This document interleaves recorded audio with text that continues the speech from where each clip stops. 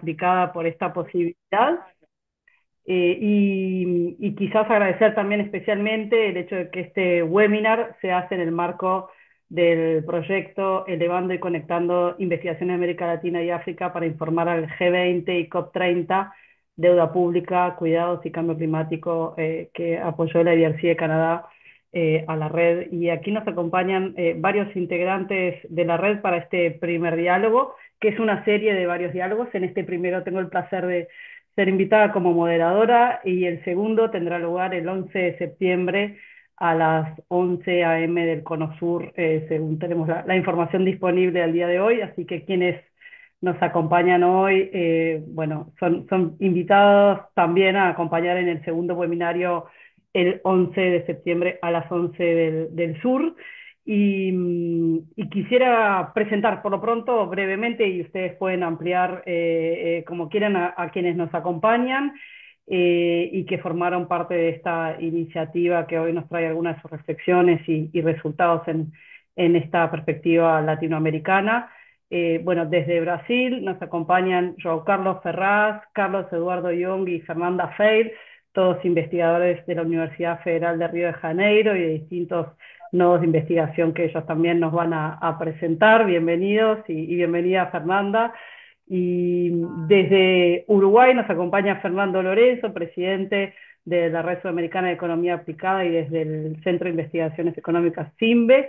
Y desde la UNAM en México, Luis Miguel Galindo, gracias por sumarte también a este espacio de intercambio y de debate, y es un poco esa la idea.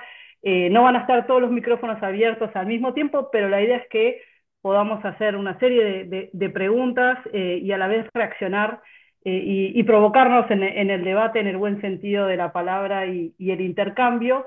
Y quizás quisiera empezar provocando y preguntándole a Luis Miguel Galindo, y desde tu perspectiva y tu participación en todo el proceso de lo que fue la cuarta conferencia de financiamiento para el desarrollo en Sevilla y tus áreas de investigación. ¿Cuáles crees que son los principales temas de preocupación o interés desde América Latina y qué podríamos esperar camino hacia la COP30, ¿no? Y en esta intersección entre cambio climático, financiamiento y los desafíos de las políticas públicas? Cierro el micrófono y te paso a ti. Sí, gracias. Bueno, yo creo que hay varios retos relevantes en los próximos años, ¿no? Desde luego, uno de los puntos que se abre inmediatamente es la magnitud y la forma que tiene que adquirir el financiamiento, ¿no? Creo que estamos claros que falta mucho en términos de la magnitud del financiamiento y también de las formas que tiene que aparecer, pero eso creo que va a salir al rato más en la discusión y me gustaría concentrarme en otros retos que me parecen relevantes, ¿no? Esto es en las formas de financiamiento falta ver cómo se hacen tasas de interés de largo plazo en vez de corto plazo, manejo del tipo de cambio, riesgos cambiarios, etcétera. Pero me quisiera concentrar en otro punto que me parece fundamental en esta conferencia de financiamiento para el desarrollo, ¿no? En Sevilla. Yo creo que hoy en día cada vez estamos más conscientes de que el cambio climático es un obstáculo al desarrollo, atendiendo a los impactos que tiene, a la cantidad de recursos que necesitan movilizar para la adaptación y para la mitigación. Y en ese contexto, el financiamiento es fundamental. Y hoy en día, digamos, ese financiamiento no puede ser un financiamiento tradicional, sino que tiene que entender la necesidad que tiene que acompañar procesos de transformación productiva y de los procesos de producción y de consumo. Esto es, la única forma en que podemos hacer consistentes este financiamiento para el desarrollo y el Acuerdo de París de Cambio Climático de estabilizar en 1,5 y 2 grados la temperatura global durante este año, para lo que se requiere hacer una economía global, una economía carbono neutral a partir de 2050-2070, requiere entender que este financiamiento va a tener que contribuir y va a tener que estar ubicado el conjunto del financiamiento a apoyar esta transformación estructural, a hacer esta economía carbono neutral. Y con eso terminaría mi primera introducción. Voy a poner un mal ejemplo, ya sé que es un poco absurdo, pero creo que vale la pena considerar. No podemos contemplar que vamos a hacer esta transformación si por el mismo lado estamos financiando energías renovables, etcétera, y al mismo tiempo mantenemos el financiamiento a la industria de los combustibles fósiles. En realidad tiene que hacerse todo, tiene que estarlo de manera consistente hacia es un financiamiento que apoye el proceso de descarbonización y que transforme estructuralmente nuestras economías. Gracias. Oh, eu queria, eu queria, Galindo e eu estivemos juntos em Sevilha, e o que me chamou a atenção foi a variedade de side events que existia, todos colocando a mudança climática como relevante e associando ao tema de gênero, ao tema de desenvolvimento local, ao tema de investimento privado, os diferentes modelos de financiamento. E a minha reflexão depois disso, eu não sei, Fernando, Fernanda e Cadu, o que pensam, é o seguinte: muito pouco foi dito que o fomento e o financiamento, duas dimensões, o fomento e o financiamento, os instrumentos de fomento, os instrumentos de financiamento, eles são específicos ao evento extremo, à área de impacto. O exemplo disso é as cheias no Rio Grande do Sul, o ano passado. Elas afetaram eh, estradas, como afetaram pequenos negócios. Financiar a reconstrução de estradas ou financiar o pequeno negócio são instrumentos financeiros muito diferentes. E eu não sei o quanto que nós estamos atentos a poder especificar instrumentos, etc. Eh, esse é um tema. O segundo tema que eu queria chamar a atenção é que aqui é um pouco, talvez até de crítica a colocar a mudança climática num pedestal maior. Se há investimentos, se surgirem, seja de mitigação, seja de adaptação, vão existir trade-offs, né? Versus a eficiência econômica, versus emprego. Ah, pode ser que tensões existam entre objetivos diferentes do processo de desenvolvimento, e eu acho que a gente tende, de uma certa maneira, a considerar que tudo que é na mudança. Aqui, Cadu, escutar você em particular seria interessante. É, tudo que é da mudança climática, ele é, entre aspas, bom. Não há trade-offs com relação a esse investimento. Isso foram as minhas duas reflexões para a gente começar a conversar. Muito obrigada, bueno, João e Luís Miguel. Carlos Eduardo, você quer reagir a isso? Sim, vamos, né? É, Primeiro, vamos imaginar o contexto em que a gente está. Nós estamos vivendo uma situação de muita hostilidade num cenário internacional e qualquer medida coordenada hoje é muito difícil. Isso torna o problema climático provavelmente pior, porque o objetivo maior dessa COP será simplesmente manter o diálogo aberto numa situação de conflito muito evidente, em particular no nosso hemisfério, entre o país anfitrião, o Brasil, e o governo norte-americano. Nesse contexto, manter um compromisso internacional, como nos moldes de Sevilha, ainda que numa esfera do conceitual, é importante. A partir daí, a gente pode entrar no detalhamento mais específico, como o João colocou, né? Como o Luiz Miguel colocou, é importante que a gente, em primeiro lugar, evite, pare de financiar o predatório. E isso tem uma implicação significativa na estrutura dos bancos de desenvolvimento latino-americanos, em particular os regionais. Eu chamo a atenção que a COP30 está despertando o interesse mundial para a Amazônia, e a Amazônia tem seu próprio banco de desenvolvimento no Brasil, que é o BASA, Banco da Amazônia. E se você examinar a carteira de investimentos do BASA, ele é essencialmente atrelado a atividades predatórias, particularmente as ligadas à expansão da fronteira agropecuária, que é, de longe, o maior problema, a nossa maior contribuição para a questão climática. E, a partir daí, a gente pode pensar em avanços, como instrumentos mais sofisticados. Imagina que Fernanda vai falar sobre isso, tá? Dentro dessa figura maior, ou seja, é importante que a gente mantenha a casa em pé, mesmo que a gente não consiga avançar na parede e tal, mas pelo menos manter os alicerces em pé, para a gente poder entrar em questões, como o João colocou, de possíveis contradições. É claro que os impactos ambientais, os impactos climáticos não são homogêneos, e há ganhadores e perdedores. O problema que a gente percebe é que mudanças climáticas são profundamente desiguais, num sentido em que, em geral, óbvio, há exceções, mas via de regra, quem mais sofre é quem tem menos capacidade de resistir. Então, nós temos uma combinação dos que mais contribuíram para o problema, né, sem querer tirar a nossa culpa, né, da nossa contribuição, que é principalmente pelo desmatamento, mas, de forma geral, os países envolvidos. E dentro das nossas regiões, né, as regiões que mais contaminam, que mais emitiram, são as que possivelmente sofrerão menos.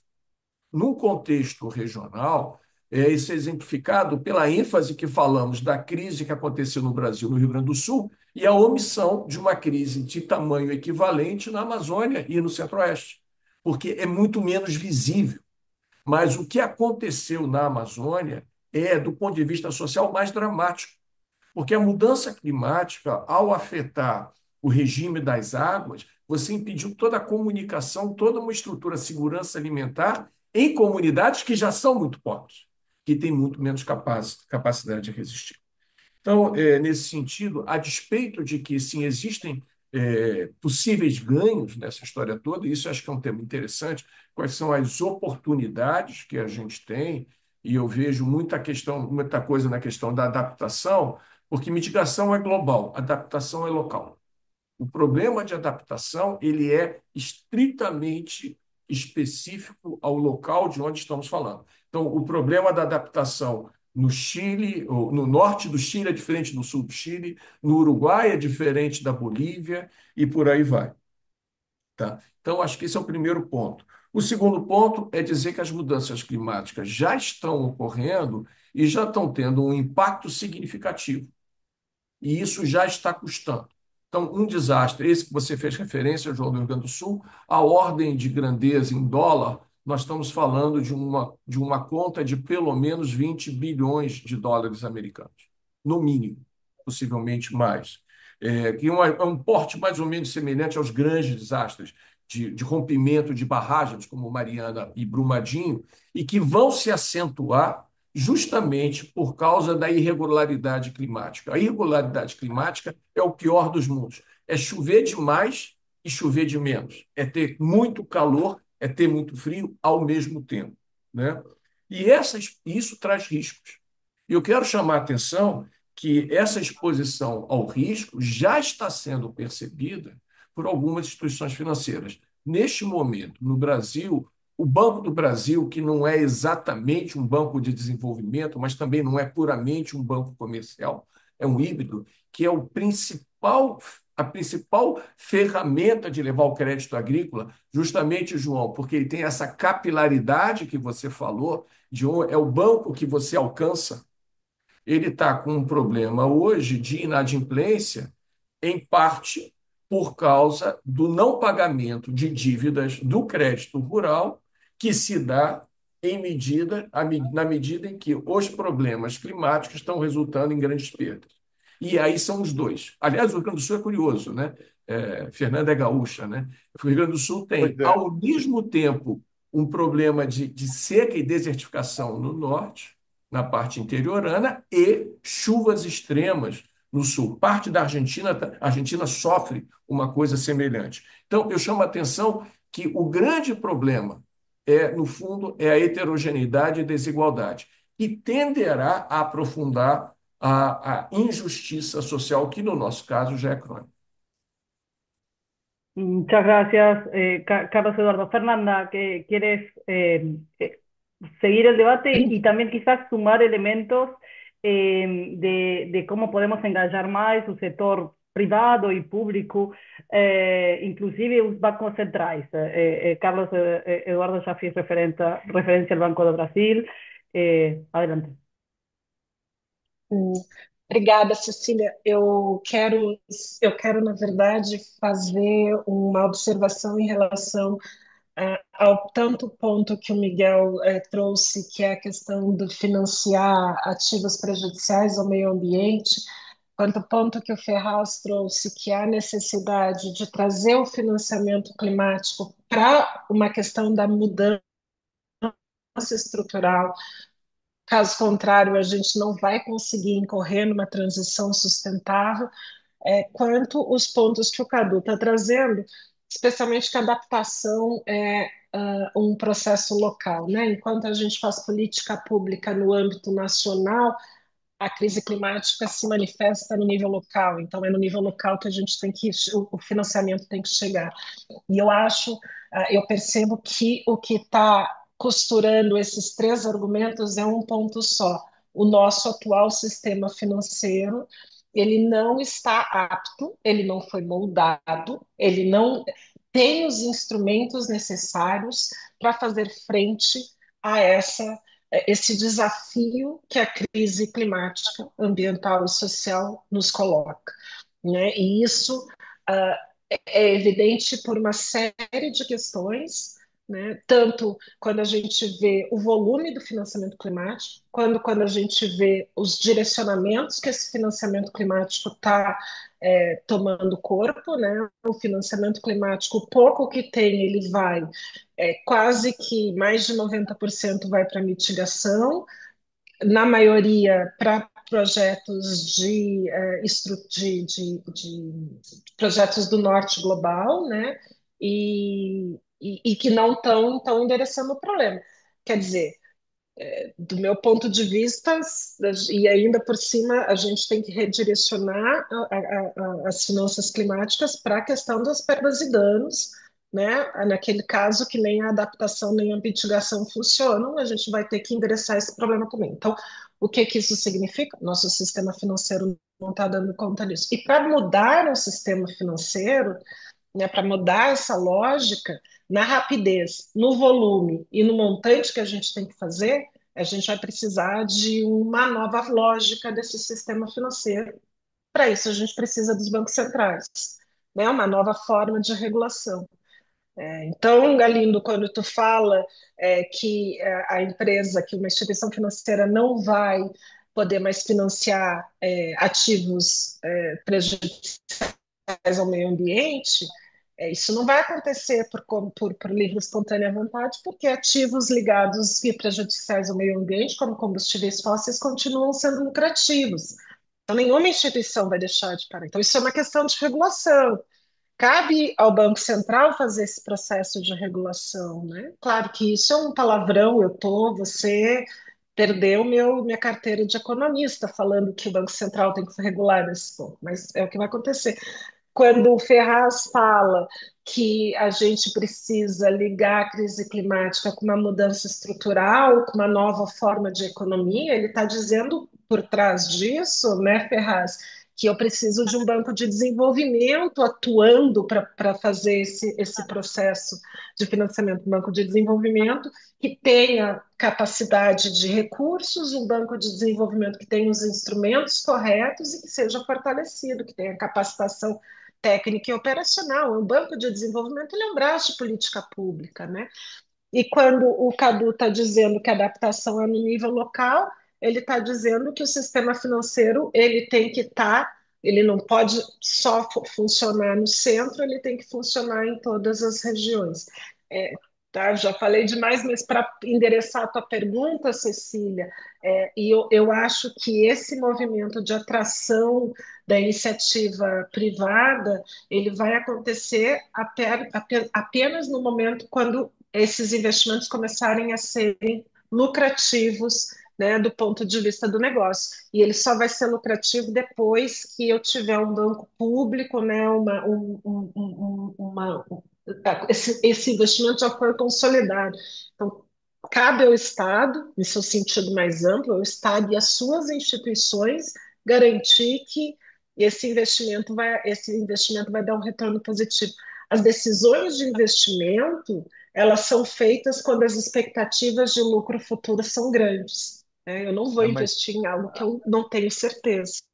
agora o Estado podia, nesse caso, Então, colocar condicionalidades para o investimento privado também importa, né?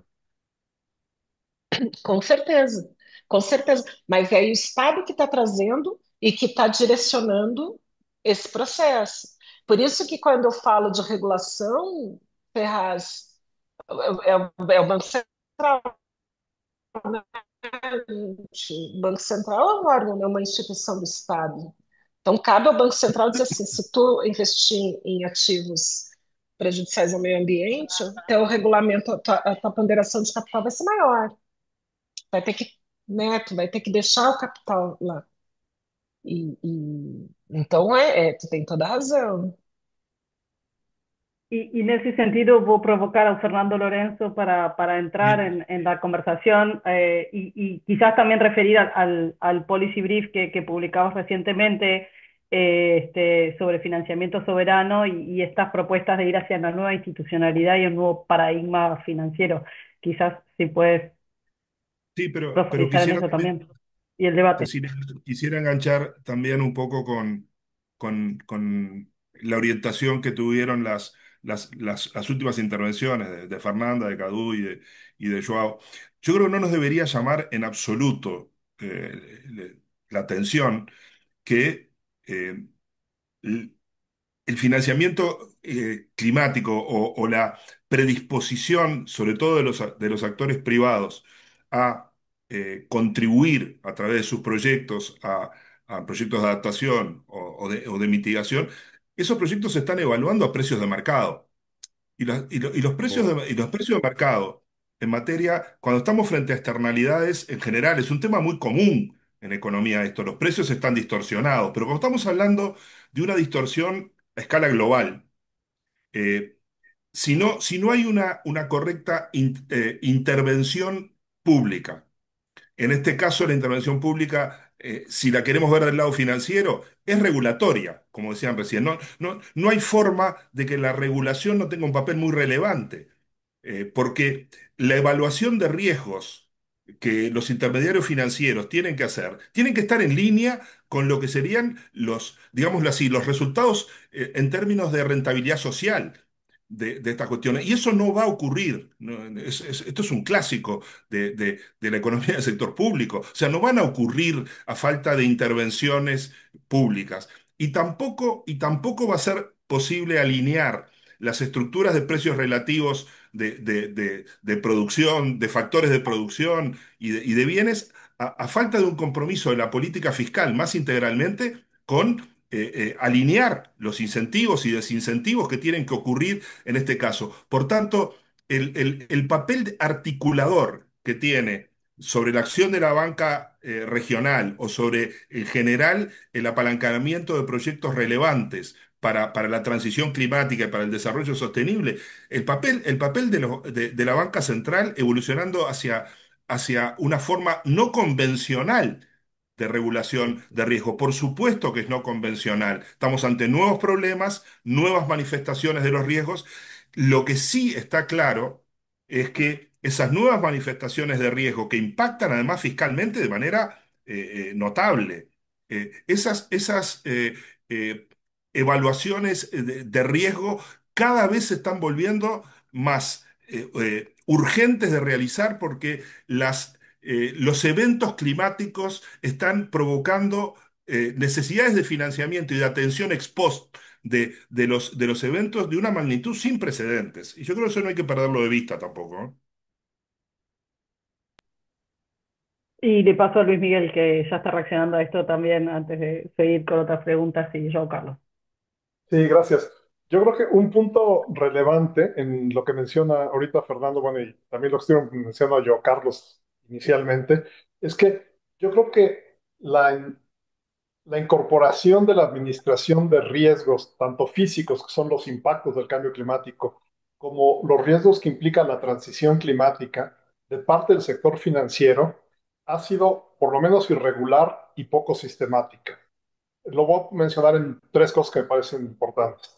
Después del Acuerdo de París, se hicieron algunas encuestas del sector financiero de si el Acuerdo de París, que decía que había que descarbonizar la economía a 2050, 2070, lo estaban considerando dentro de sus riesgos potenciales del sector financiero, y básicamente hay un apabullante no, ¿no? O sea, no lo estamos considerando.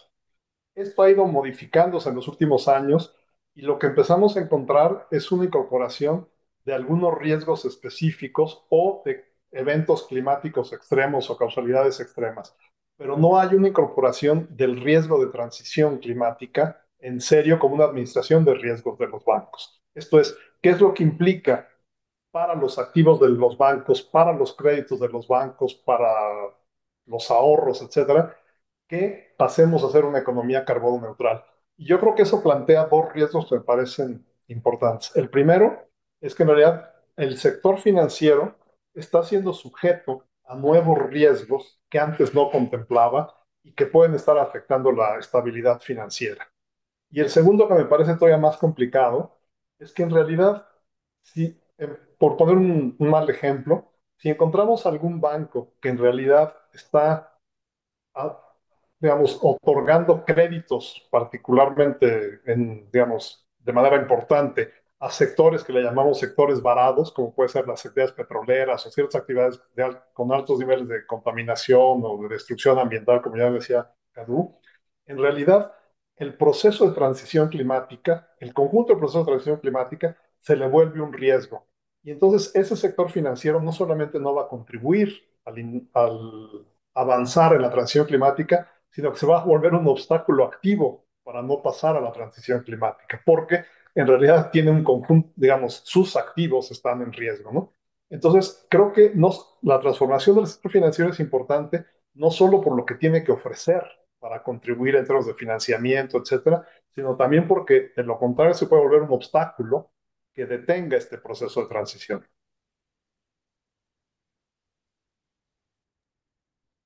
Muchas gracias, Luis Então, Miguel. Vai. é, eu queria retornar a um tema que Fernando levantou, que é com relação ao risco. E isso é mais um chamado para nós mesmos. É, nós pouco, além do, existe um tema de modelos de risco que, principalmente os reguladores nos bancos, os reguladores do sistema bancário, eles apenas iniciam o trabalho de ver quais são os modelos de risco que podem ser adequados ao tema climático. Hoje a gente tem risco de mercado, risco de crédito, risco operacional, mas não existe um modelo estabelecido, orientações de qual deveriam ser as referências para o risco climático. Isso eu acho que não só a gente deveria ser mais preciso do ponto de vista da gente conhecer mais, mas em que medida que pessoas com uma formação mais sólida no tema ambiental podem, e com a cabeça de modelos, eles podem ajudar nesse debate. Acho que também o setor de seguros é algo que a gente pouco examina, pouco conhecemos, mas esses caras estão tendo custos impressionantes e o setor de seguros é bem sofisticado em termos de avaliação de riscos e a precificação dos seguros que eles vão fazer, resseguro, etc. Essa é uma indústria, Fernando, que eu acho que vale a pena a gente dedicar um pouco de atenção, e as pessoas que estão aqui nos escutando ou nos vendo Se tiverem alguma referência interessante de iniciativas, seria útil. E aí, sobre o que Galindo estava falando, é, existem paradoxos nesse mundo, né? Estamos falando assim, não, é importante parar de financiar as indústrias que sejam as intensivas em emissões, etc. E, em geral, vem a indústria do petróleo. Mas quando a gente fala da indústria do petróleo e o mar, e os lugares de exploração, etc., se fala muito da exploração do petróleo e o risco ambiental que ali. No entanto, do petróleo sai uma cadeia produtiva que vai a essa garrafa. Significa que eu tenho que abandonar como remontar uma estrutura no tempo onde que o plástico vai diminuindo. E como o Cadu estava mencionando, o ambiente é hostil. A reunião sobre plástico deu em nada. Então, agora, nós vamos continuar consumindo petróleo e seus derivados até os plásticos? Nós vamos. Como é que nós podemos induzir que haja uma curva, que modelo de curva que a gente faria de custos, de maneira que você também não afete todos os custos afundados que estão financiados pelos bancos e os ativos das empresas, nananana. No ambiente, de novo, o Cadu, a palavra-chave que ele falou do ambiente hostil, ele estava falando entre nações. Mas a BP, que era a referência em renováveis, fechou a lojinha e não vão se meter mais em renováveis. Portanto, é um ambiente hostil, inclusive, pode ser que seja em função das administrações que estão em curso, mas esses caras estão olhando os balanços deles. Isso é um mundo cruel que a gente está vivendo, né? Para não falar, Ferraz, da transição justa, um monte de pessoas que vão ter que ser realocadas desse mercado de trabalho. Isso, não, então, mas isso, e como você faz essa Hum, transição? E hum, levando novamente em conta o que o Cadu estava falando, que a corda estoura do lado mais do lado fraco, né? mais fraco. E que vai necessitar de recursos fiscais para compensar isso. Desculpa, Cadu, ter Isso, falado na mas aí tua com frente. todo o cânone do fiscal, nananã, aí vamos precisar de Lorenzo, de Fernando entrar aqui. Como é que se escapa do conservadorismo fiscal com inteligência, né? Cadu, desculpa. Não, sem Totalmente. problema. Pero, bueno, y Cadu, eso colocabas vos, ¿no? O sea, la interconexión entre la heterogeneidad climática, la injusticia climática con la injusticia social. O sea, cómo se terminan potenciando en esto que Ferraz llamaba un mundo cruel. Pero hay posibles soluciones y caminos. Volvemos contigo, Carlos Eduardo, y Fernando, si quieres tocar Vamos lo lá. del tema fiscal. Adelante. Eu queria aproveitar esse tema, né, que o Galino chamou de novos riscos. O que há de novo com essa questão? Porque não é a primeira vez que nós enfrentamos, que o sistema capitalista enfrenta grandes dilemas com muita injustiça, com soluções que vão piorar. Quer dizer, não há uma novidade aqui, né? Portanto, o que que a gente tem de diferente? O que que a emergência climática traz de novo? Eu queria, em primeiro lugar, chamar a atenção da importância da regulação ambiental. A regulação ambiental, ela é a principal ferramenta que a gente tem para fazer qualquer coisa. Diga-se de passagem, inclusive por isso que os bancos de desenvolvimento públicos ou internações são tão importantes, porque eles respondem à regulação pública, ao desenvolvimento público. E para isso a gente precisa de duas coisas: normas, regulações, e a gente precisa de capacidade de comando e controle. E quando a gente desce para o mundo triste, o mundo cruel, eu estou tão acostumado a isso que eu acho É uma batalha que eu estou vendo há muito tempo. O meu otimismo em 1997 com o Protocolo de Quioto, eu ingenuamente acreditando agora vamos encontrar o cansaço. Outro dia participei de um evento, falei muito disso. O cansaço que se tem da repetição. Então, vamos primeiro à questão das normas. É fundamental que a gente avance e não retroceda. Mas, na prática, eu vou pegar o caso brasileiro, o caso argentino não é diferente, outros são semelhantes. Não é geral, não são todos os países que vivem retrocesso, mas o caso brasileiro é muito evidente, porque a principal ferramenta que a política pública tem para lidar com situações de incerteza e aplicação do princípio da precaução é o licenciamento ambiental. E o Congresso brasileiro acabou de decretar o fim do licenciamento ambiental. O governo federal conseguiu resgatar alguma coisa, vai sofrer uma campanha para ter veto de qualquer jeito.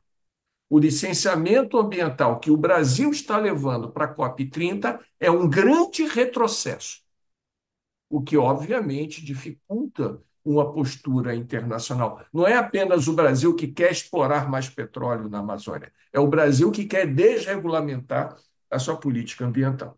Então, é importante frisar, inclusive para os tais mecanismos de mercado. Eu tenho horror a usar esse termo, porque eu uso sempre o termo instrumentos econômicos de gestão ambiental, porque eles não são de mercado. Um mercado de crédito de carbono é tudo menos um mercado, porque você não está comprando uma mercadoria. O que eu faço com crédito de carbono? Eu penduro na parede, ele só faz sentido se houver uma regulação ambiental que implique uma penalização severa, suficiente para que a empresa que está emitindo além do que deveria resolva abrir a sua carteira e adquirir créditos de alguém que está fazendo o serviço de reduzir as emissões por ela. Isso leva a Cadu, outro. deixa eu te dar. Você tocou num tema Deixa só eu que. concluir aqui, João, e a gente vai. E isso requer, por outro lado, uma capacidade de implementação da política ambiental, que requer recursos fiscais. Agora vamos começar batendo fiscal.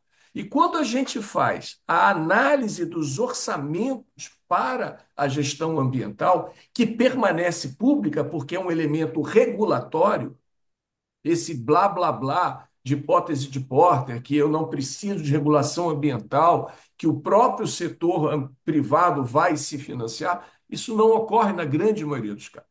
E para isso eu preciso ter órgãos ambientais com poder de morder, tanto do ponto de vista normativo, mas também ter equipamento. Vocês não têm noção quanto custa fazer uma operação de combate ao desmatamento no interior da Amazônia. Você não tem noção quantos veículos são avariados, porque você está num ambiente muito hostil, né? Então, esse tipo de ação implica uma novidade. A gente precisa, para que o financiamento climático funcione, é preciso regulação. Um outro elemento é que é a complexidade da questão climática. Embora a causa do problema seja relativamente universal, a emissão de 1 tonelada de CO2 na Mongólia, no Burundi ou no Equador, elas são equivalentes, as consequências são locais. E a maneira de implementar isso é local. O que significa que, para o sistema financeiro, como todos os demais, eu preciso que o operador do crédito lá na ponta entenda a diferença, por exemplo, porque instalar uma termoelétrica a gás natural na China pode reduzir a emissão, mas no Brasil não. A mesma termoelétrica. Por quê? São características diferentes. Soluções de energia renovável, biocombustível é uma solução, desde que não induza desmatamento. Porque se eu tiver um aumento do desmatamento, eu vou ter um aumento maior de emissões do que eu estou poupando. Porque as emissões que vão ser geradas, oriundas da queima da floresta, são superiores a que eu vou evitar no ciclo do combustível fóssil. E isso é extremamente difícil, e isso é um desafio que envolve, inclusive, nós, da área acadêmica, de pensar como treinar, porque não basta a gente dizer que a questão climática é relevante. é como ela é relevante, né? E, desculpa, João, eu vou continuar, mas você queria fazer uma parte, desculpa, só queria Não, interromper. então, eu queria trazer evidência, né? Porque aqui a gente está tratando de temas, e você colocou regulação. Aqui eu vou trazer uma evidência, que é a pesquisa, que a gente fez com o IBGE, em empresas industriais com mais de 100 empregados e quais as práticas ambientais que eles realizam e depois qual o papel da política pública. Então, a gente fez, uma pesquisa, são 10 mil empresas industriais com mais de 100 empregados no Brasil, e essa é uma pesquisa representativa. O que eu estou dizendo aqui é representativo, porque a taxa de resposta que nós tivemos da nossa amostra é muito alta. Aí perguntamos para eles se eles fazem eficiência energética, gestão de água, não, não, não. Depois, quando nós perguntamos a importância de regulações e de incentivos para a decisão deles de investir em práticas ambientais, regulação. A regulação no Brasil e a regulação externa. A maioria das empresas industriais brasileiras são induzidas a realizar práticas ambientais por conta dos vários tipos de regulação que existe. Incentivos, que a gente está conversando aqui, menos de um quarto das empresas falaram que a decisão deles de investir foi causada pela existência de incentivos, de instrumentos de fomento. E aí o Cadu levanta um tema que é a da capacidade nossa de tomar decisões políticas de regular, depois você ter órgãos que, que têm a capacidade de regular e implementar e que tenham a capacidade de gerar recursos que possam ser utilizados do outro lado da moeda, né? E aqui o papel da política é fundamental, né? Eu queria avançar nisso, João, só para complementar o que eu estava falando antes. A gente falar num cenário 2050, 2070, eu lamento, é muito tarde. Eu queria chamar a atenção que o orçamento climático é dado.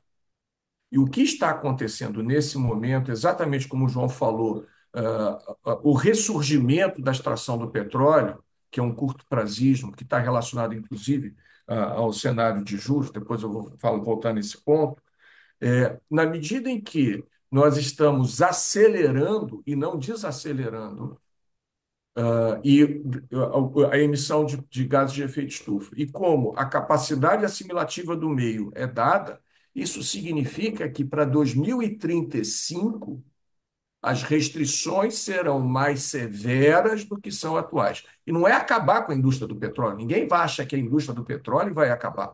Mas o problema do ativo de risco é o petróleo de alto custo é que vai acabar. E é esse o petróleo que a gente está investindo. Porque a heterogeneidade da lucratividade da extração de petróleo é muito grande. Uma coisa é você furar petróleo na Arábia Saudita, no Cazaquistão, com um custo relativamente baixo. Outra coisa é você ir para o meio do oceano, furar, passar 2.000 metros de coluna d'água para furar e extrair petróleo da China, que é um pré-sal, que acabou dando um grande resultado. Mas a lucratividade dele e outras atividades, como gás de xisto, não vou nem petróleo de xisto, que são muito mais complicados. E isso coloca a questão do risco. Os nossos modelos de risco não têm essa previsibilidade. E atenção, não é só banco, não. Eu estou trabalhando com um grupo de engenheiros. A gente está estimando custos de adaptação, os riscos para a infraestrutura no Brasil. E os engenheiros que costumam trabalhar com o padrão típico, né? Pior cenário dos últimos 100 anos, eles estão abandonando essa métrica. O que era tomado como pior cenário era o que foi de pior nos últimos 100 anos. E isto não está mais ocorrendo, porque o que tinha ocorrido pior nos últimos 100 anos ocorreu 5, 6 vezes nos últimos 20. E isso significa uma alteração de padrão e que volta aquele problema da operacionalização. Não apenas eu preciso fazer com que o operador de crédito entenda o problema, mas que ele tenha uma ferramenta que consiga avaliar melhor o risco. E o risco está chegando. O risco já chegou no financiamento agrícola, o risco está chegando muito claramente na indústria de seguros. Aliás, a última do Trump é reclamar com a Agência Internacional de Energia, que já há muito tempo havia previsto que o pico da extração, pico da demanda de petróleo é 2030. Agora ele quer proibir a Agência Internacional de Energia por ser contra o petróleo. Quanto mais ele acelerar agora, pior vai ser a restrição daqui a 5, 10 anos. Então, a gente precisa avançar em elementos de baixar a bola, como diz em português, né, de down to earth, né, de baixar para a terra essas questões numa operacionalização que é bastante difícil. Inclusive porque a nossa prática foi de subsidiar implicitamente uma série de projetos que nunca deveriam ter ocorrido. Um dos argumentos utilizados na destruição da política de licenciamento ambiental é o argumento de que, mas o licenciamento ambiental vai inviabilizar muito projeto. Sim, claro, é isso mesmo. É para inviabilizar os projetos que vão causar problemas de longo prazo. E aí eu fecho com a questão da taxa de juros. Um contexto de juros elevados significa que o valor presente do dano em termos financeiros, é reduzido. Então, para um operador estritamente financeiro, num contexto de taxa de juros brasileira, o dano que vai ocorrer daqui a 10 anos pode ser irrelevante. Só que a sociedade brasileira, a sociedade latino-americana, a sociedade mundial vai continuar existindo daqui a 10 anos. Essa disparidade entre o custo de oportunidade do capital, que empurra para o curto prazismo, para uma miopia de projetos que deem retorno muito elevado, e é por isso que as petroleiras voltaram a investir na extração do petróleo, porque elas querem maximizar no curto prazo. Embora todos saibam que o custo de oportunidade social tem uma taxa muito mais baixa do que o custo de oportunidade do capital, e ele vai ocorrer. E esse futuro vai chegar. E esse é o meu maior receio. Nós estamos vivendo uma onda de muito investimento em rodovia, e não é apenas do setor privado, muito induzido pelo próprio setor público. Eu gostaria de chamar a atenção que tanto o Ministério de Minas e Energia quanto o Ministério da Agricultura do atual governo federal brasileiro se manifestaram em favor de aprovação plena do projeto de lei que, na prática, acabava com o licenciamento ambiental. Tá? Então, este curto prazismo pode e deverá nos trazer grandes problemas que são fiscais. O passivo ambiental de hoje é o passivo fiscal de amanhã. E a desigualdade fiscal, principalmente para gestões locais que têm muito menos capacidade financeira. Banco de Desenvolvimento com isso. Banco de Desenvolvimento tipicamente financia esses órgãos. E isso vai trazer problema para a carteira de bancos de desenvolvimento que vão apostar em projetos que trarão problema no futuro. Fernando, Sí, o quis- fiscal aí. quisiera, quisiera en base al argumento que maneja Cadu y algunas consideraciones iniciales que hacía Joao Carlos relativo a los trade-off. Yo creo que deberíamos, a efectos de que avance la acción climática y que los proyectos estén orientados a reducir emisiones, a generar mayor adaptación de los sistemas de productivos, etcétera, de las infraestructuras. Yo creo que no hay que soñar que esos trade-offs no existen. Primero, los trade-offs existen. Esos dilemas entre objetivos van a estar. El tema yo creo que los gobernantes, enfrentados a los trade-offs que están planteados respecto al presente y al futuro, respecto a las rentabilidades actuales y las rentabilidades futuras, a los riesgos actuales y riesgos futuros. Yo creo que hay un esfuerzo que reconocer los trade-offs puede llevar a algo paralizante, algo que paraliza, o que genera una controversia permanente en términos de por qué, por qué ruta ir. Y eso está llevando a su mínima expresión la posibilidad de que haya dividendos múltiples en algunas acciones. O sea, que que la argumentación del por qué hay que hacer determinadas cosas en materia de, de financiamiento y de promover actividades que son, digamos, compatibles con la sustentabilidad, tiene que tener co-beneficios sociales. Y yo creo que esa es una búsqueda que me parece que desde el punto de vista político tiene muchísima relevancia, pero desde el punto de vista también de la contribución de la academia o de quienes piensan, tienen que ayudar en eso. Si todo lo llevamos al trade-off, probablemente esos trade-off van a ser en esencia paralizantes. Y creo que eso es lo peor que nos puede ocurrir porque el paso del tiempo importa en esto. Como quienes trabajan más activamente en temas de cambio climático saben que una cosa es actuar ahora y otra cosa es actuar dentro de 5 o 6 años.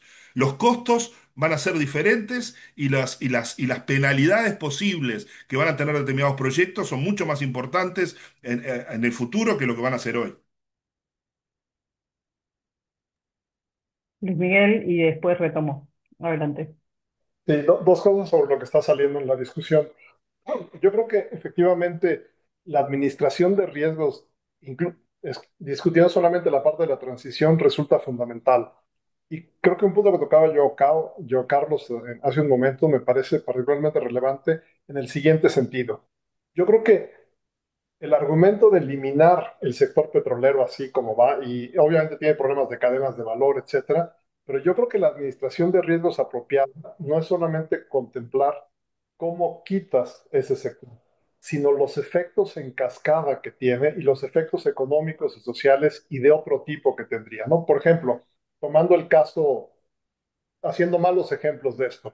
En el caso mexicano, si nosotros elimináramos mañana al sector petrolero, cuando uno ve su participación en el PIB, es relevante, pero no es tan relevante. Sin embargo, cuando yo veo la cantidad de insumos que tiene con otros sectores y cuál sería el impacto de quitar este sector y los impactos en la demanda de otros sectores, resulta del valor bruto de la producción como alrededor del 3%, ¿no? También genera un impacto relevante, por tanto, en la reducción del empleo.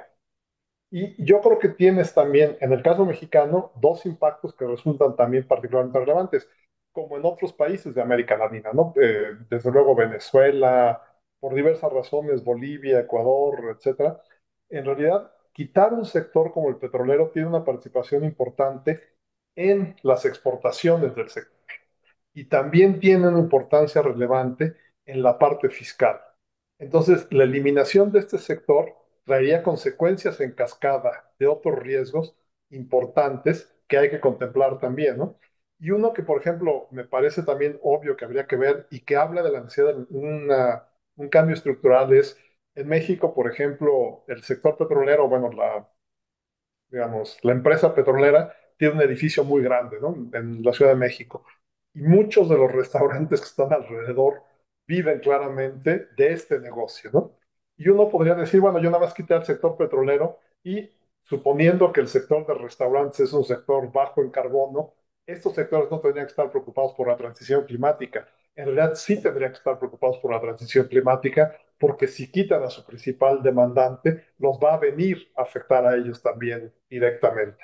Entonces, creo que el conjunto del análisis de los riesgos sistemáticos del cambio climático es una cosa que tenemos que incorporar crecientemente en el quehacer de los bancos y la estrategia de financiamiento y que aún no estamos del todo claros cómo incorporamos todo esto y los efectos colaterales que a veces no lo pensamos, pero decimos, mira, en realidad buena parte de la industria petrolera está en el sur, en México, no en el norte, entonces el impacto social sería más relevante, etcétera. Y eso me lleva al segundo punto que estaba mencionando Fernando. Si uno ve esta transición climática, en realidad significan transformaciones estructurales de gran calado a la estructura económica, a los patrones de producción y consumo, con ganadores y perdedores. Desde luego, tiene que haber una política que trate de compensar a los diferentes grupos para hacer lo que se conoce como una transición justa, ¿no? Esto significa entender a este proceso de transición no solamente como un proceso de transición, de reducción de las emisiones y ya, sino también un proceso de transición a un modelo de desarrollo económico y social incluyente, etcétera, ¿no? Y eso lo hace más complejo. Yo soy de los creyentes, pero digamos, a veces creo que es más fácil creer que ponerlo en la práctica, entonces no escarbemos mucho en esto, pero yo sí creo que hay una posible propuesta, más allá de aceptar de los trade-offs que mencionaba Fernando, en la cual se pueden vincular los objetivos ambientales y de estrategias de mitigación, adaptación, con una estrategia de mayor dinamismo económico y social. Voy a poner un caso que me parece, digamos, es un mal ejemplo, pero lo ilustra. Yo creo que hoy si pudiéramos, por ejemplo, en cada país, ya sé que no se puede porque hay edificios, etcétera, pero hoy sabemos más o menos, dependiendo del país, que el gasto de los hogares en electricidad, en agua, en lo que se conoce, digamos, como para calentar o enfriar los hogares, ¿no? Y en transporte, es alrededor, dependiendo del decil, todo, pero pongámosle una cifra de alrededor del 20%. Si yo les regalara, ya sé que no se puede, pero si yo les regalara a cada hogar en América Latina paneles solares y un auto eléctrico, en realidad su gasto en electricidad y transporte iría a cero y tendrían un 20% más para gastar en otras cosas, ¿no? Educación, salud, etcétera, ¿no? Creo que este es un caso, digamos, extremo que no puede considerarse, pero sí creo que en medio existe una estrategia de desarrollo donde el tránsito hacia energías renovables puede ser un tránsito favorable a una mayor inclusión social y a una mayor flexibilización de la restricción presupuestaria de ciertos agentes, ¿no? Y donde el fortalecimiento de los servicios públicos de salud, de educación, y transporte público, de hacerlos modernos y de alta calidad, puede favorecer, evitar la transición que tenemos hoy en América Latina de conforme sube el ingreso, la gente se pasa del transporte público al privado, salud pública a la privada, educación pública a la privada.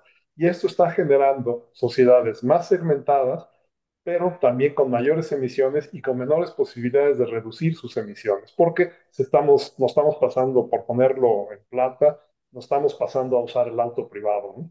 Entonces, creo que si nosotros planteamos una estrategia de desarrollo privilegiando este redimensionamiento de los servicios públicos básicos de calidad, creo que podríamos, y lo ligamos a esta idea de reducción de costos, etcétera, es posible generar una coalición favorable a los procesos de transición, en vez de venderla como la idea de que, bueno, en realidad hay que hacerlo y nos va a costar tanto, etcétera, ¿no? Sino pensar que esto sería favorable a una transición a una mejor sociedad económico y social, ¿no? Yo terminaré diciendo, a mí me parece que hoy en día uno casi podría definir a los países ricos como aquellos donde los ricos también usan sus servicios públicos. Y creo que esa aspiración a una sociedad mucho menos segmentada y con mayores posibilidades de reducir sus emisiones de manera permanente. Bueno, Luis Miguel, primero que gracias por la ronda de intervenciones y por supuesto por llevar la discusión a la conciliación de objetivos con las dificultades que fuimos viendo que tienen y a la discusión sobre la calidad de los servicios públicos, que además se ata con buena parte de lo que es la discusión regional también en cuanto, además de salud, educación y transporte público, a lo que tiene que ver con los sistemas de cuidados, que es algo que ustedes también han estado poniendo en relación. Tenemos una mano levantada de los participantes. Si les parece, Carlos Eduardo, te pido esperar un segundo y le damos la apertura de micrófono a Carmen Arias para hacer pregunta o comentario y presentarte si es posible y volvemos con la mesa de panelistas. Adelante, Carmen.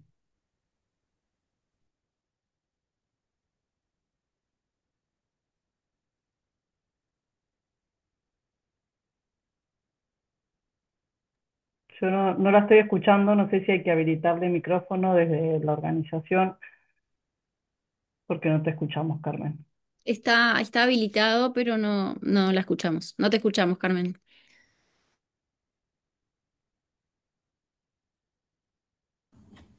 Pido disculpas si ahora me escuchan. Soy Carmen Arias, directora ejecutiva de investigación para el desarrollo de Paraguay.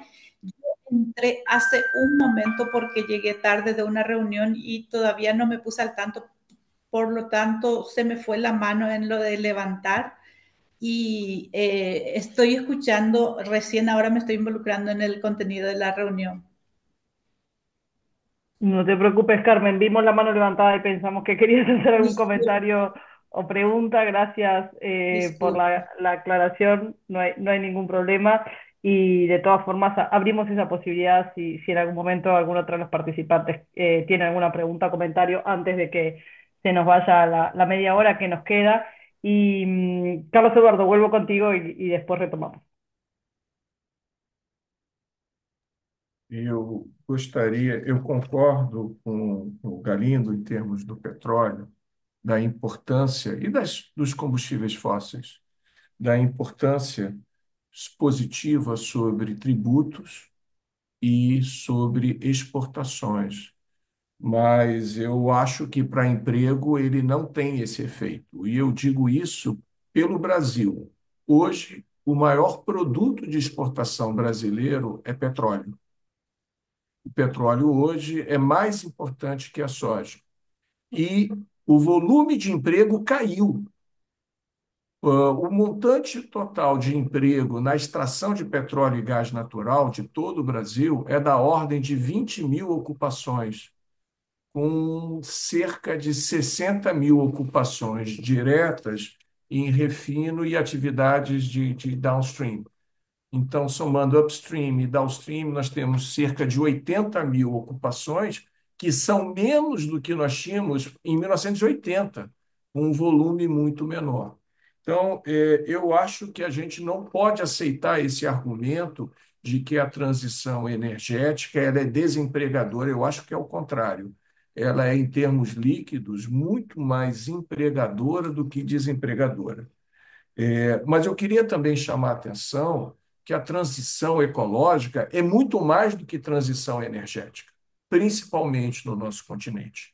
E ao João que falou que a conferência que não deu em nada, eu estava em Cali, na COP da Convenção da Diversidade Biológica, ano passado, e é mais uma que não deu em nada. E se tem um tema em que a América Latina e Caribe deveria estar batalhando para que ganhasse relevância, é o tema da biodiversidade. Porque em biodiversidade, todos nós somos superpoderes, somos superpotência. Então, eu acho que é importante que a gente tenha uma visão mais ampla do conceito de transição ecológica, e eu gostaria também de adicionar que a adaptação é uma grande possibilidade de geração de emprego e renda, ainda mais num contexto onde os nossos assentamentos humanos, as nossas cidades, precisam de adaptação climática, mas também precisam entrar no século XX, não digo nem no século XXI. Nós precisamos de saneamento, nós precisamos de condições adequadas. E isso é uma grande oportunidade que está diretamente relacionada aos bancos de desenvolvimento, que são os grandes motores dessa transformação. Então, eu queria só fazer esse comentário. Todo o meu trabalho empírico mostra muito claramente que a transição ecológica gera muito mais emprego do que o modelo predatório.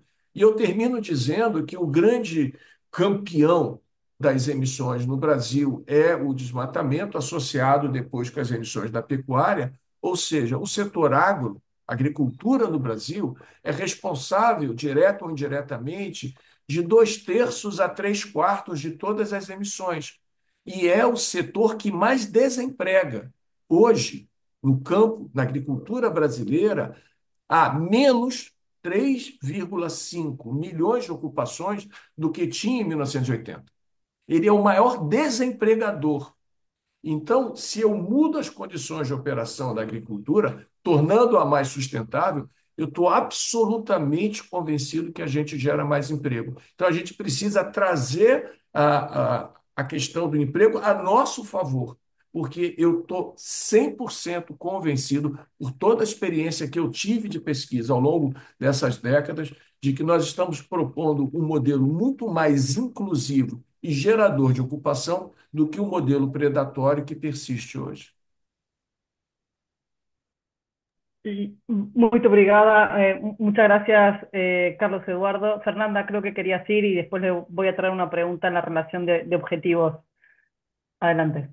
Eu só quero fazer uma provocação para isso, que embora obviamente eu concorde, né, que a gente não tem como discordar que a crise climática é urgente, e ela pode ser um benefício, ela pode trazer oportunidades, mas não necessariamente os setores e os empregados, os trabalhadores são desse mesmo setor. Então, o que eu quero salientar é que essa transição, né, esse trade-off, eu acho que ele tem que ser muito ponderado, sim, porque a crise climática ela está em conjunto com a crise social, elas vão lado a lado, não existe, ela não pode ser separada, e ela tem que ser muito coordenada, muito ordenada esse processo. E aí volta a questão da política fiscal. Não são os mesmos trabalhadores que vão ganhar, quem vai dar conta desses trabalhadores, desse processo inteiro, desse grupo inteiro de pessoas que vão perder, né? São 80 mil empregados, Cadu, no setor petrolífero, direto, né? Porque eu vejo isso lá no Rio Grande do Sul, com carvão, né? Que são 5 mil empregados diretos são mas de diretos das carboníferas, mas é a economia de cidades inteiras da região. Que eu quero dizer que isso tem que acontecer, obviamente eu concordo, mas tem também que ter um plano de contenção desse processo de transição, porque é uma indústria que continua produtiva, que continua empregando muito, que tem uma capacidade tecnológica e de inovação muito grande e que a dissolução dela causa impactos econômicos e sociais também consideráveis. Essa é a minha provocação só. Bueno, probablemente reaccionen a tu provocación y mientras tanto yo quería traer un poco la conexión entre cómo financiar los distintos objetivos de desarrollo sostenible y por supuesto, sin dejar de reconocer todas las complejidades que acabamos de escuchar, quizás provocando a Fernando y a Luis Miguel. Ustedes han propuesto escenarios, ¿no?, de largo plazo para el financiamiento de la respuesta al cambio climático para varios países de la región, analizando los riesgos como se refería antes, pero también integraron la dimensión en estos escenarios del financiamiento de los cuidados y como parte, ¿no?, del avance hacia la sostenibilidad y la igualdad, la dimensión social, digamos, de la transición ecológica, como refería Carlos Eduardo. Y aquí quizás apelando también a la experiencia de cada uno de ustedes, en México, Luis Miguel con las estimaciones y en Uruguay, Fernando, digamos, en lo que fue el proceso, ¿no?, de aprobación de la creación de un sistema nacional de cuidados. Las estimaciones que tenemos hoy en la región van desde que tendríamos que invertir entre un 2% del PBI, siguiendo los estudios de Campanella y otros, y que hemos hecho desde ONU Mujeres, para cubrir la mitad de la demanda de cuidados, hasta el 4,7% del PBI, según las últimas estimaciones de OIT y CEPAL, esto al 2030, 2035, que es mañana, ¿no? Y claramente, como decías, Cadu, pensar ahora al 2050 y al 2070 es tarde para la transición ecológica, también lo es para la social, y sin embargo, bueno, estas son las discusiones. ¿Cómo podemos combinar estas necesidades? Porque algunos de los países están avanzando en cómo combinar estas distintas necesidades de financiamiento, a la vez con estas innovaciones que ustedes están proponiendo en un nuevo paradigma financiero e institucional. Un poco en la agenda de qué se puede hacer, ¿no? Porque en algunos casos ya se está avanzando en este sentido. No sé, Luis Miguel y Fernando, si desde esa experiencia quieren reaccionar. Sí, si quieres, empiezo. en algunos de estos temas. Efectivamente, digamos, cuando uno llega a la parte de las estimaciones de cuánto costaría hacer la transición, hay todo un conjunto de números, porque digo, ya lo mencionaba también, cada vez es muy complicado, sobre todo incluir la parte de adaptación que es más local, etcétera, ¿no? Entonces, pero les voy a soltar algunos de los números o de los grandes números que sabemos por dónde va más o menos, ¿no? En realidad, cuando uno estimamos cuáles serían los requerimientos mínimos de infraestructura, que incluye básicamente energía, transporte, agua y telecomunicaciones, depende del país, etcétera, etcétera, más o menos en América Latina se necesita alrededor del 5%. Sin embargo, las estimaciones para entender las bandas van desde el 2 al 8%, y eso incluye diferentes tipos de cuál es la calidad de la infraestructura que usas, etcétera, ¿no? Pero digamos, un número que me parece redondo, que se maneja mucho, es entre el 4.5 y el 5% del PBI para realizar una transición a una, digamos, una nueva infraestructura favorable a al proceso de transición climática.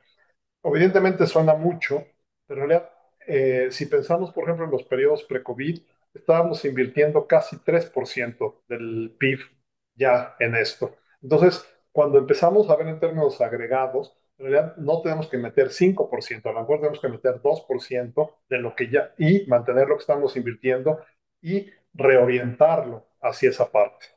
Ahora, en lo que sigue, que tiene que ver mucho con la parte del sistema de cuidados que estabas preguntando, yo creo que hay un creciente reconocimiento de dos cosas que me parecen fundamentales. La primera es que por diversas razones en América Latina, lo que desarrollamos fueron sistemas mucho asociados a los sistemas de suscripción de importaciones que tenían que ver con tres aspectos, ¿no? O tres grandes pilares, ¿no? La parte de pensiones, la parte de educación y la parte de salud. Y creo que hay un creciente reconocimiento que pasar a un estado de bienestar requiere incluir un cuarto pilar, que es la parte de cuidados para infantes y para adultos mayores y para población vulnerable. ¿Qué significa este sistema de cuidados para esta población? Significa, desde luego, disponer de, digamos, le voy a llamar así genéricamente, pero voy a incluir diferentes formas, algún sistema de cuidados para los infantes antes que entren a la escuela primaria, primarias extendidas de horario para que las mujeres puedan trabajar horario completo, etcétera. Y para los adultos mayores también sistemas de estancia por día, estancia más permanente, cuidados a través de telefonía, etcétera, ¿no? La construcción de este sistema de cuidados resulta fundamental, obviamente, porque atiende a esta población, ¿no? Y tiene consecuencias de largo plazo. Sabemos hoy en día que ofrecer desayunos, digamos, nutrición adecuada a los niños o a la infancia resulta importante para su desarrollo posterior en términos de productividad, de ingresos, etcétera, ¿no? Y bueno, en muchas de las cosas tenemos estos impactos. Pero cuando lo vemos de esta forma y pensamos más que en costo, en términos de infraestructura social, de la construcción de infraestructura social, la construcción de esta infraestructura social tiene también consecuencias relevantes en términos de la dinámica económica y social. Esto es, generar inversión en la tradición keynesiana genera un mayor aumento del producto, genera ese mayor aumento del producto, mayor empleo, mayores ingresos fiscales, etcétera. Entonces, ahí tenemos estimaciones, efectivamente, como tú mencionas, que van desde el 2 al 8, lo que sea, otra vez entramos en esa discusión, pero también volvemos a la misma, ¿no? En muchos países ya estamos gastando una parte. Por ejemplo, en México se gasta como el 0.5 del PIB para infancias infantiles, y en realidad cuando planteas un gasto, si quieren, del 1.52, que puede ser progresivo, en realidad no está tan lejos, y segundo, si es progresivo, es menos.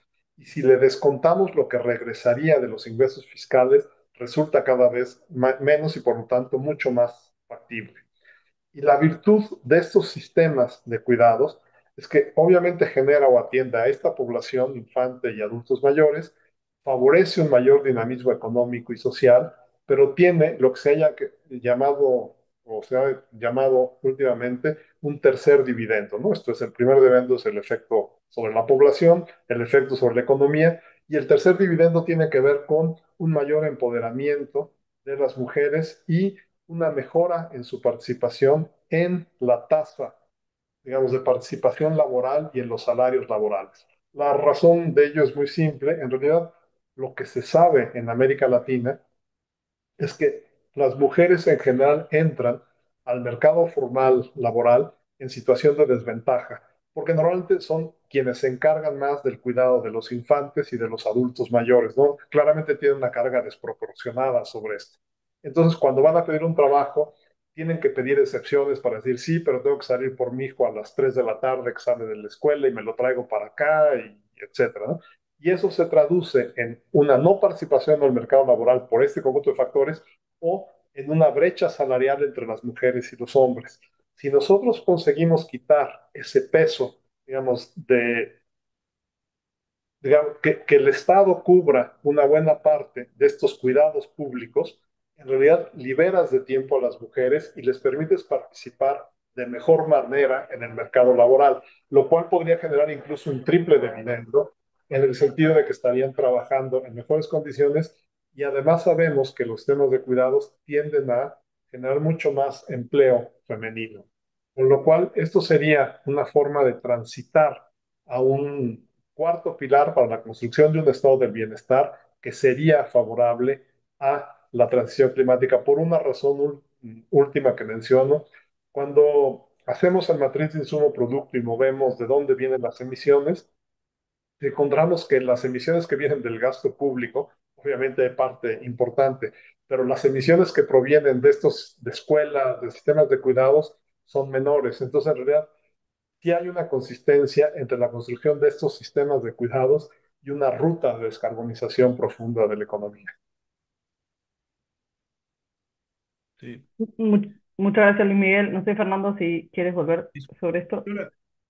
a la pregunta respecto al esfuerzo fiscal que involucra eh, la transición ecológica en el sentido más general que decía Cadu, o incorporando dimensiones sociales muy importantes como los colectivos más vulnerables y tener objetivos, plantearse que la transición ecológica es al mismo tiempo una transición que tiene que resolver otro tipo de vulnerabilidades y no solo las que emergen de la depredación de los recursos naturales.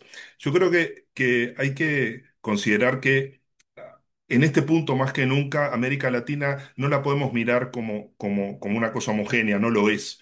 O sea, la categoría América Latina a la hora de discutir sobre esfuerzos fiscales que están implícitos en estas estrategias, yo creo que tenemos que descuartizarla, ¿eh?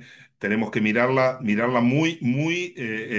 manera muy específica. Las heterogeneidades entre países son muy grandes, pero en este caso en las circunstancias actuales y con la emergencia o la necesidad de actuar lo más rápidamente posible sobre alguna de estas dimensiones, decir que hace bastante tiempo, yo creo que hay que remontarse a 2 décadas atrás, la posición fiscal de los países en este momento se encuentra entre las más débiles de las últimas 2 décadas.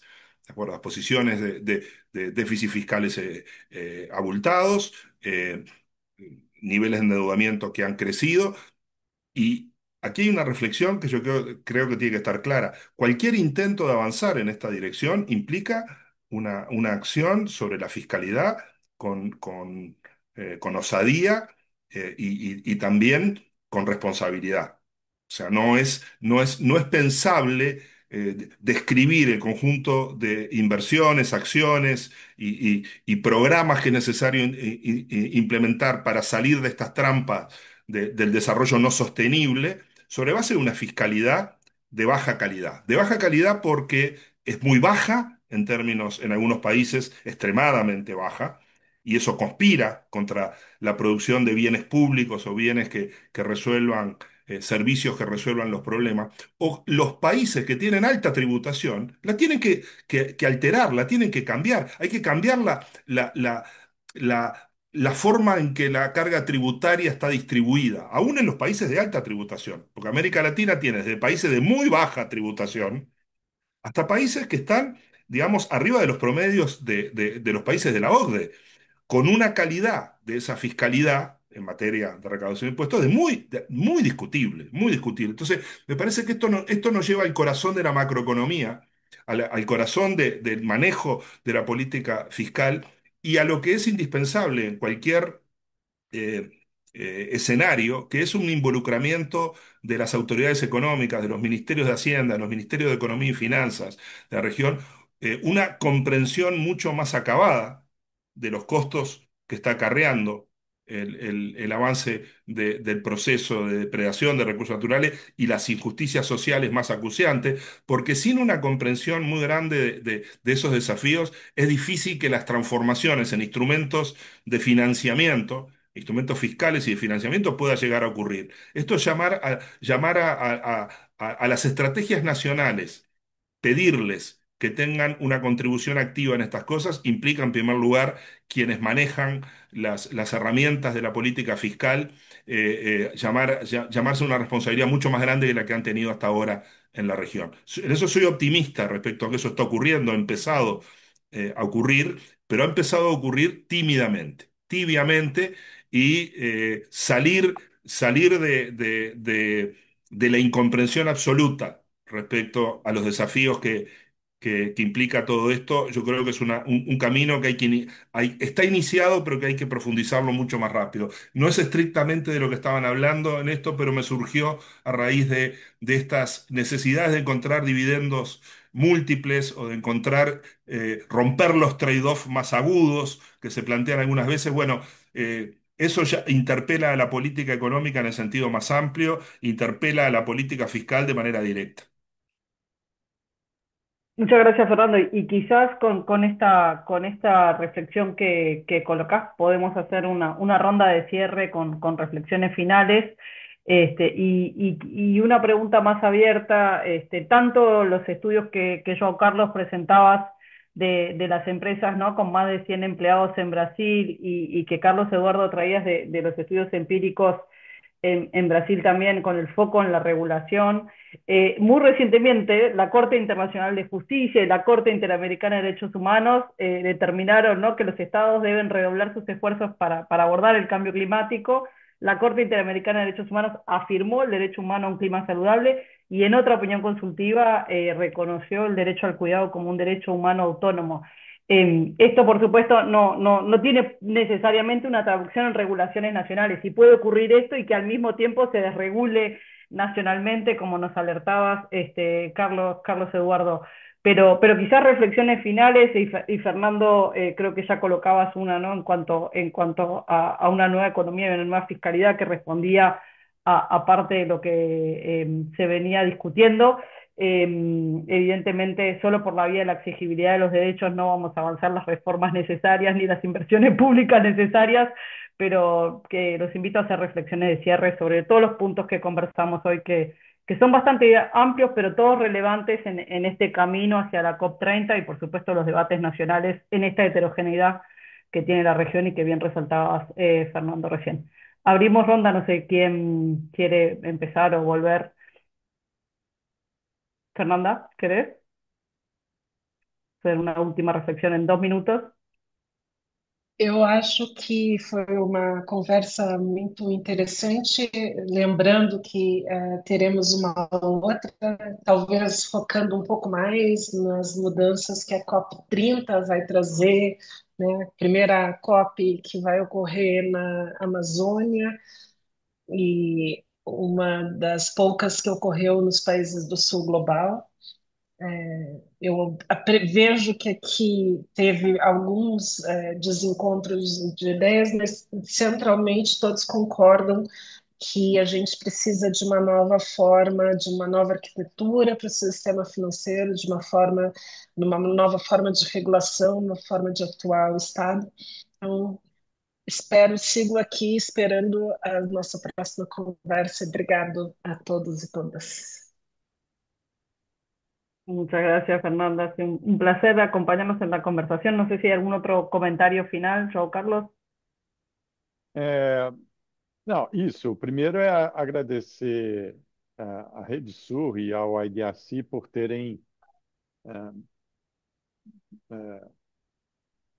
aberto esse espaço que a gente está aqui entre nós e com as pessoas que estão nos assistindo.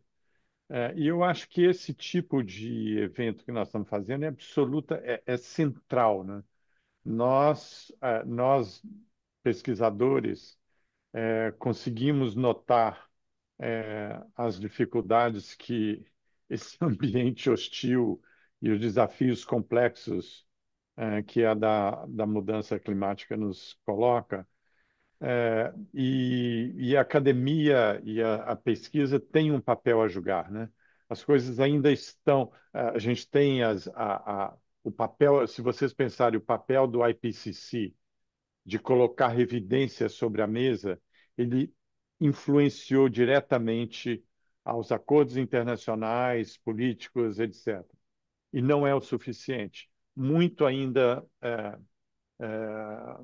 é necessário da gente trazer evidências, trazer novas formas de encarar e analisar essa realidade complexa com novos métodos.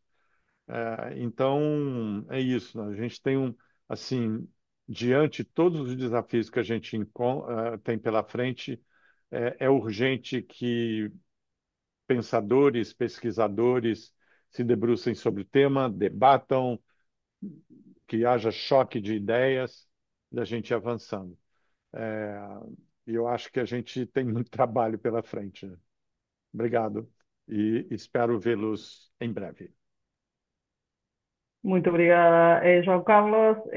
No sé si alguno de los demás participantes de la mesa quiere hacer una última reflexión. Nos quedan todavía 3 minutos.